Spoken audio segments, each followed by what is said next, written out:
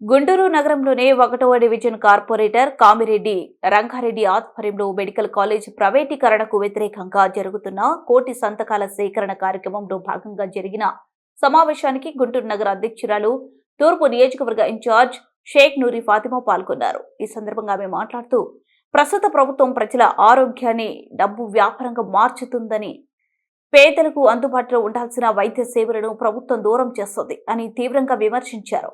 కార్యక్రమంలో జిల్లా అధ్యక్షులు అంబటి రాంబాబు, తూర్పు పశ్చిమ అబ్జర్వర్ నిమ్మకాయల రాజా నారాయణ, కార్పొరేటర్ రంగారెడ్డి, కోఆప్షన్ సభ్యులు పూనూరి నాగేశ్వరరావు, మహిళా అధ్యక్షురాలు కేసరి సభ్యులతో పాటు పార్టీ నాయకులు, కార్యకర్తలు పాల్గొన్నారు.